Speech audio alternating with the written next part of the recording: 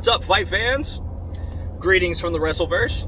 I'm your host, Billy here, and it's time to take it to the ring. So on this episode of Wrestlecap, we're going to be reviewing AEW Dynamite. And as you can see, this is a special episode. We're on our way back to Orlando from Jacksonville. We were there at Daily's Place for the Dynamite episode. So the night starts off. We see Tony. He comes out.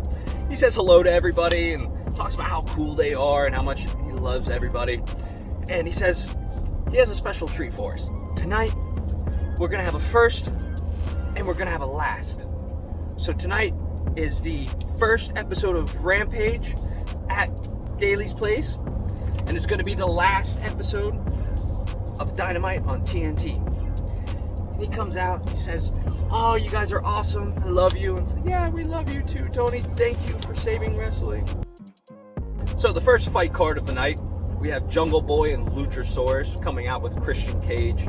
The crowd just goes nuts. They're screaming. Jungle Boy is definitely a crowd favorite for sure. So next up, they're going to be going up against FTR and the Private Party.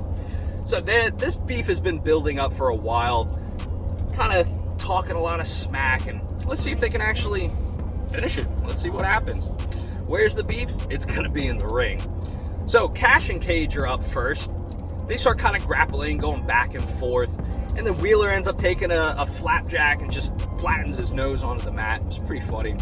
And you know Jungle Boy, he needs to get in there and get some. He's never going to have a match and just hang out in the corner. So he goes in, and him and Dax kind of start to go at it. Man, at one point, I swear, I saw a loogie come from Dax's mouth, went right into the first row. I had no idea AEW had a splash zone. It was pretty gnarly. So Cage, he gets in, and he starts kind of working Dax on the ropes. Then the Lucha Bros come in. They start double teaming him.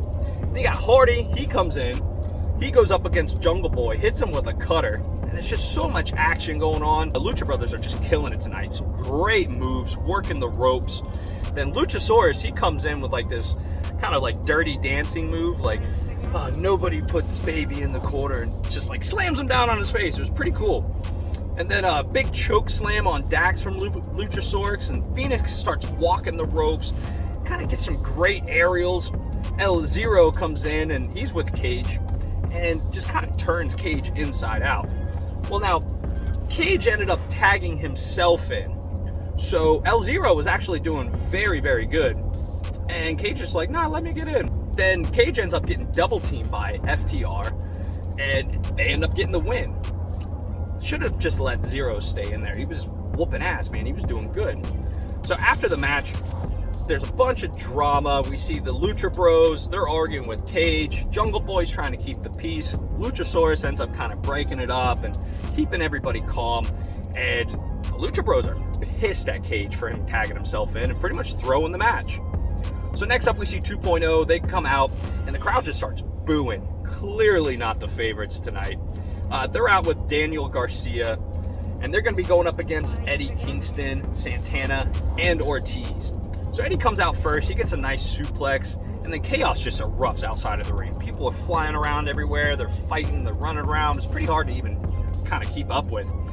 And then Ortiz he comes in with like this nice little side headlock.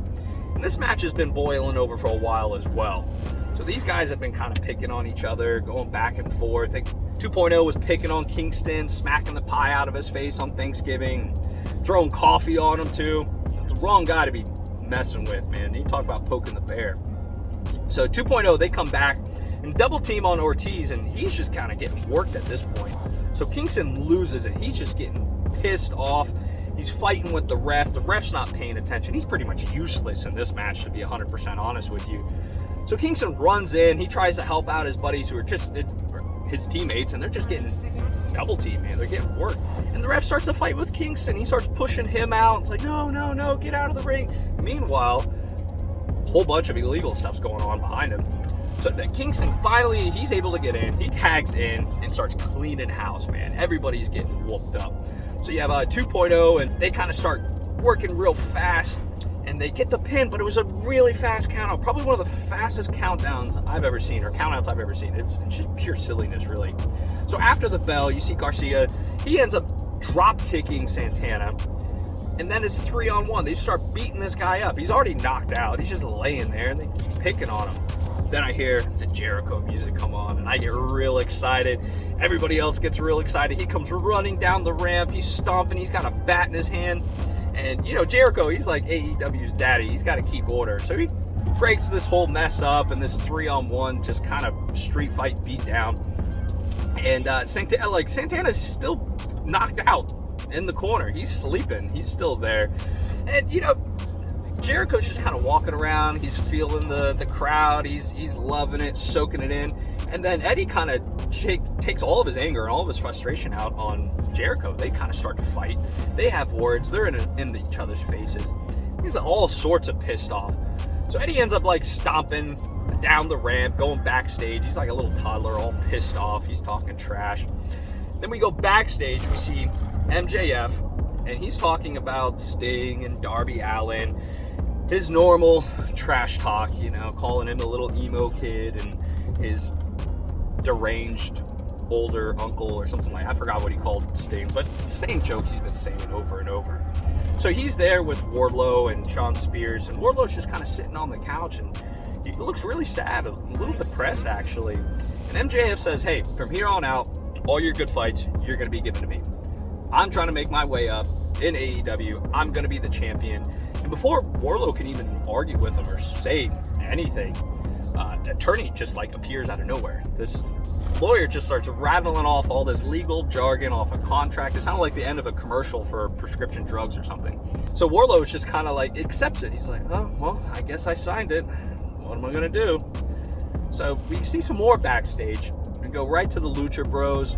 They're facing off with Jungle Boy, Luchasaurus, and Cage. Like I said, they're pissed that Cage cost them the match. I mean, it kind of was his fault. Why'd he tag himself in? Cage says, I'm tired of all this. How about you guys go against my guys, and we're going to see a tag team next week. So it's going to be Jungle Boy and Luchasaurus against the Lucha Bros. That's going to be a good one. Can't wait to see that one. So next up, we see Wardlow versus Coolidge, or I don't know. I didn't catch his name. Never really seen him before. So Wardlow, he's just stout. He comes in. He lays this guy out like it's nothing. This is pretty much just a light workout for him. And he goes in. He lands the power bombs. It's not one. It's not two. We're ready for the third. We're ready for the tap. Nope. He gives the crowd a fourth, and we just love it. It was awesome. I mean, just making light work of this poor guy. Steps on his chest. He gets the 3 count, walks away. And then, of course, you got Spears. He comes up and hits the poor guy with a chair after he just took 4 power bombs from one of the bigger guys in AEW. So then next up, we see Dan Lambert, the one, the only fat-faced dipshit himself. He comes out. He starts roasting Britt Baker, Brandy, and Cody. Says that Brandy and Britt, they're stripper names, and I don't know, it was pretty funny, but still pretty bad. I mean, you're making fun of the guy's wife. So then Brandy, she comes out herself. Now, she has some jokes of her own. She calls him Skeletor version of Heyman from WWE, and I just lost it. I thought that was too funny. Then she goes in and says, hey, when was the last time you had your ass whooped by a woman and didn't have to pay for it? And he kind of has this look on his face like, how'd you know? The whole thing is pretty funny. It's great. Then they kind of they square off like they're gonna fight, and Dustin Rhodes, he comes out, tries to break it up, but he gets laid out, and it's just, the whole thing was pretty funny. I laughed my ass off. It was good stuff. So then we go right into the next fight card. We have Jade Cargill. She comes out, great outfit. I haven't seen her in this one. Looked very cool. I liked it. She's looking good tonight. Then Thunder Rosa, she comes out next, and she just has this look of pure, I don't know, she's pumped, she's ready, she wants to go out there and kill Cargill. So Thunder Rosa, she's in the ring. They kind of work around a little bit. The beginning of the match starts off pretty slow, and Thunder Rosa goes diving out of the ring, takes out Cargill's manager, and it's pretty good. They end up outside of the ring, and they're fighting for a bit, and then Thunder Rosa ends up taking this really nasty backbreaker onto the floor. Then Cargill throws her back in, and you see Thunder Rosa was just kind of getting worked a little bit. But she comes back. She ends up really kind of targeting and keeping her focus on Cargill's left leg. I mean, she's hitting the knee, the inner thigh, the shin, just really kind of trying to tactically work that leg the whole match, really. So then Thunder Rosa ends up locking in the figure 4, but Cargill got to the ropes. She wasn't able to hold it. So the ref called it off. So Thunder Rosa, she's over on the side of the apron, and somebody jumps up and hits her, knocks her out. This person has like a hood on and a mask. We have no idea who it is.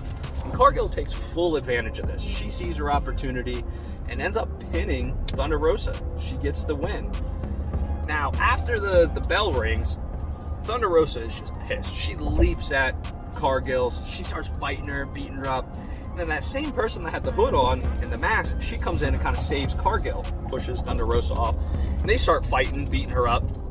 And then we find out that it's Mercedes Martinez from NXT. She is now with AEW. Huge announcement, really cool. She was a beast in NXT. So let's see what she can do for AEW. I'm excited for it. So then we hear Ruby Soho's music come on. And I'm super excited. She comes plowing down the ramp. She's got a pipe in her hand. She breaks up the whole mess and kind of saves Thunder Rosa. And we'll see Ruby Soho and Cargill go at it next week. So then right after that, next up, we have the one, the only CM Punk himself. He comes out and he addresses MJF and all of his smack talk and all the stuff he's been saying, just running his mouth, and really points out that he's just that, just a mouth. He hasn't done very much in AEW. He hasn't accomplished very much other than just run his mouth and make fun of people. And without FTR, he probably wouldn't even be where he's at. So he kind of congratulates, MJF for being so ambitious and wanting to be the champion, and also brings up the fact that, hey, nobody gets into this and doesn't want to be the champion. But I have a feeling CM Punk is not going to let that happen. So I'd love to see another fight with the two of them. Let's make that happen. So next up we see Sammy Guevara, and he has his signs, like he does every now and then. And he talks about what has happened in the past year, his wins, his losses, and then he tells us what his New Year's resolution is going to be. Can you take a guess? Yeah, he wants to get his title back. Of course, he wants the belt around his waist. So let's see if he can do it. New year, new start. Go for it, Sammy. And then up next, we see Brian Pillman. He comes out, makes his way down the ramp, and he's with Tony Shabazz. And they talk about the fight last week with Pillman's brother in North Carolina up against Malachi Black. And he says Malachi Black cheated, and I don't know if he cheated. He won. I mean, he got the win, so it doesn't really matter if he did or not. He ends up calling him out. Malachi just talking all kinds of smack, and the whole room goes dark, right? Malachi appears. He's there. He's standing there. Everybody's excited. We're waiting, and it's silent. And then he just disappears. Doesn't say anything. Doesn't do anything. It's still dark. I'm confused. And I think everybody else is confused too. It's kind of lame. I don't really know what was going on. So, really no words at all. It's kind of lame. So then we go backstage, and we see the Acclaim. And for whatever reason, Anthony's all oiled up. Caster's helping him out. Kind of weird. Don't know why. Anyway, they start talking smack about Darby and Sting and challenge them to a fight. So then, of course, Sting and Darby, they have something to say. They come on. They have a video of their own. And they say, hey, come on, bring it. We're not scared of you. Give me a time, a place. I don't care if it's at the beginning of the night, end of the night. I'm not about it. Or I'm not about just the fame. Let's get in there and get the win. So we'll see that match. Rampage on Friday. Well, we got to see it tonight. You guys get to see it on Friday. So next up, we get to see Orange Cassidy. He comes out with his friends. Well, the best friends. Probably the only friends he actually has. And they kind of work out. He works his way out. It's pretty fun. They're going to be going up against Kyle O'Reilly, Bobby Fish, and Adam Cole. Adam Cole comes out, man. He really knows how to work a crowd. They start working up. They're hyped. The crowd loves them. Adam Cole, baby. They just love it. Everybody's going nuts. So then the friends, Orange Cassidy and the friends, they come out real slow and simple. Nothing too crazy. So you have Kyle out first up against Chuck Taylor. And they kind of work each other a bit around. Now, Kyle is doing really well. He's kind of like a pit bull, really. I mean, he just kind of gets this look on his face, tucks his chin down, and starts bullying towards him. And they kind of go back and forth. And then you have Fish and Orange. They go at it. Now, it's pretty cool. You get to see Orange get the kicks of doom on Bobby Fish, the Muay Thai guy, the man with the big kicks. And Fish just kind of has this look like, what the hell are you doing? And it's hilarious. So he gets his kicks of doom in, he gets his hands in his pockets, nice kick up, all the cool stuff that Orange Cassidy does. We got to see tonight. So yeah, Trent ends up taking a double team from Fish and Kyle. So Kyle's up on the top post, and Trent is just bent over Bobby's knee, face up. Kyle comes down right on his face, his neck, kind of his chest area, and his big knee slam. And man, it just looked like it hurt bad. So Kyle is he's working in the ring. He ends up missing like this big kick and kicks Cole right off the apron. He gets knocked out. He's outside of the ring for the rest of the match. Cutler comes running in. He's followed by the Young Bucks. They're like, no, Cole, not my buddy. They run over. They try to help him out. Meanwhile, you have Bobby and Kyle. They're inside. They end up getting the win. Kyle pins. He ends up pinning Chuck Taylor. And Cole is just laying there, knocked out. They're walking around the ring, just kind of relishing in it. They're like, yeah, we got the win. Not even worried about Cole. Young Bucks look pissed. And so does Cole. He kind of gets up limping. And then Bobby and Kyle, they have words with Young Bucks. You know, the ref kind of keeps order, but they're face to face. Like, you don't get to do that. So let's see what happened. I have a feeling Cole is not going to be taking that. And the Young Bucks are going to take any opportunity to get back in his good graces. I'm sure they're missing his kisses. All right, so here, Taking to the Ring, we'd like to give each fight card a fight card rating. So we have 5 for Fight Forever. 4, this is awesome. 3, you still got it. 2 is a what? And then 1, worst one, boring, don't even watch it. We're way more entertaining. And I would give this a solid 4. This was an awesome episode. Definitely check it out. Everybody that was in it fought hard.